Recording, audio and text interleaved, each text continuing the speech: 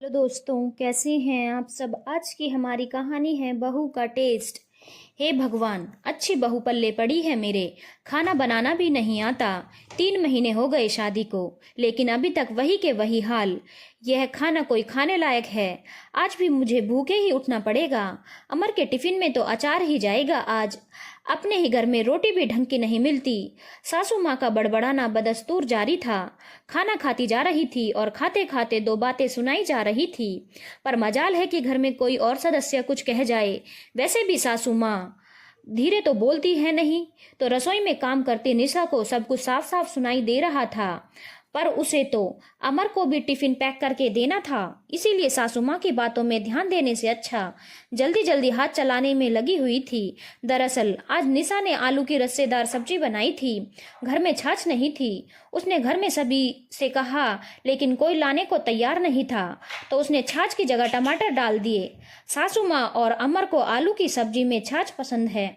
बस उसी बात को लेकर उनका बोलना जारी था। निशा जब भी खाने में कोई बदलाव करती या कुछ नया करती तो घर में कोई भी आसानी से पचा नहीं पाता, यहाँ तक कि उसका पति अमर भी नहीं। इसीलिए टिफिन में पराठे के साथ अचार रखा और 2 लेक्चर पति की तरफ से भी सुने। जब पता है कि कोई खाता नहीं तो बनाती क्यों हो? अपने आप को तो बिल्कुल भी बदलने की कोशिश नहीं करती। निशा ने चुप रहना ही ठीक समझा। थोड़ी देर बाद अपने लिए खाना ले कमरे में चली गई और खाना खाने बैठी ही थी कि सासू माँ ने बाहर से ताना मारा, अपना ही पेट भरो, बाकी तो सबको भूखे मारो।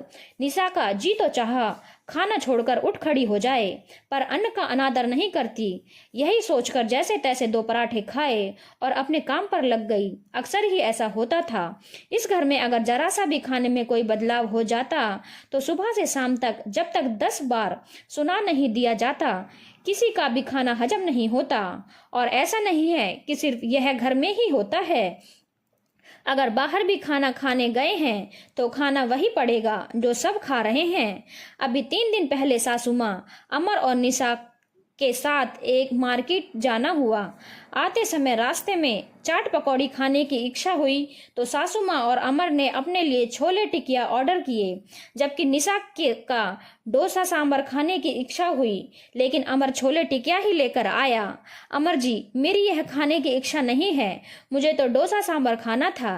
अरे भला, वह भी कोई खाने की चीज है? इसे खाकर देखो, बहुत टेस्टी है। हाँ, मैं मानती हूँ टेस्टी है, पर मेरी इच्छा अब तुम्हारे लिए अलग से क्या लेकर आता? पर दोनों की कीमत तो बराबर ही है। देखो बहू, बात पैसे की नहीं है। जो सब लोग खा रहे हैं वही तुम्हें खाना पड़ेगा। अब की बार सासू माँ ने कहा तो निशा कुछ भी नहीं कह पाई। निशा का जी भर आया, पर चुपचाप छोले टिकिया खाए और सबके साथ घर रवाना हो गई। आज शाम को ननद के होने वाले सास ससुर आ रहे थे, तो घर में छोले भटूरे बन रहे थे। निशा को छोले ग्रेवी वाले पसंद थे, जबकि सभी को छोले रसेदार पसंद है। निशा जब छोले बनाने लगी तो उसने ग्रेवी के साथ एक कटोरी छोले निकाल लिए और बाद में पानी डालकर उसे रसेदार कर दिया। जब सासू माँ ने उस कटोरी में छोले को देखा तो उन्होंने उसी बात को लेकर हंगामा कर दिया। बहू, यह कटोरी में छोले अलग क्यों निकाल रखे हैं? मम्मी जी, मुझे भटूरे के साथ रस्सेदार छोले पसंद नहीं हैं, तो मैंने अपने लिए थोड़े से कटोरी में निकाल रखे हैं। अब एक ही घर में तुम 2 भात करोगी? क्या कमी होती है रस्सेदार छोले में, जो तुम इस तरह की हरकत कर रही हो? हम सबको इसी तरह के छोले पसंद है। कल को नई बहू आएगी तो तुम उसे भी यही सब सिखाओगी। मम्मी जी, मैंने ऐसा क्या गलत कर दिया जो आप इस तरह की बातें कर रही हो? मुझे जवाब देती हो तुम? अमर, अभी के अभी किचन में आओ, मुझे तुमसे बात करनी है। माँ की तेज आवाज सुनकर अमर रसोई में आ गया। उसके साथ साथ घर के दूसरे सदस्य भी आ गए। सासू माँ ने छोले की कटोरी अमर की तरफ करते हुए कहा, देखो तुम्हारी पत्नी को, अपने लिए अलग से छोले निकाल रखे हैं इसने। पता नहीं और क्या क्या हरकतें करती होगी हमारे घर में। अमर ने गुस्से से निशा की तरफ देखा। निशा, यह सब क्या है? तुम इस तरह की हरकतें क्यों कर रही हो? अमर जी, मुझे रसेदार छोले नहीं भाते, इसलिए मैंने अपने लिए सिर्फ एक कटोरी छोले निकाल कर अलग रखे। तो जो सबके लिए बनता तुम वही नहीं खा सकती क्या? थोड़ा तो बदलाव करो अपने में। अपने पति की बात सुनकर निशा की आंखों में आंसू आ गए। बदलते बदलते इतना बदल गई कि कहाँ खो गई पता ही नहीं चला। आप सब लोग एक दिन भी अपने खाने के स्वाद में बदलाव नहीं कर पाते तो सोचो बचपन से लेकर अब तक मैंने जो स्वाद मेरे मुंह पर रखा उसको कैसे बदल दूं। आप लोगों का खान पान हमारे घर के खान पान से बहुत अलग है, पर फिर भी मैं कोशिश करती हूँ कि मैं इस घर के हिसाब से अपने आप को एडजस्ट करूँ। पर नहीं, एडजस्ट तो सिर्फ बहू को करना है, घर के लोगों को नहीं। जो आप लोग चाहो वही मैं खाऊं, यह क्या बात हुई?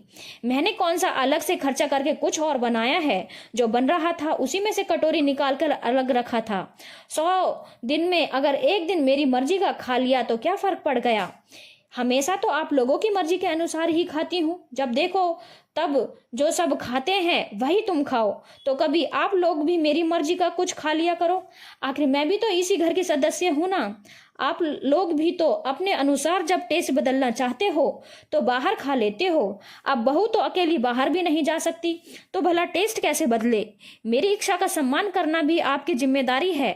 जब मैं आपके अनुसार खा सकती हूँ तो क्या आप कभी मेरे अनुसार नहीं खा सकते? निशा की बातों का किसी के पास कोई जवाब नहीं था।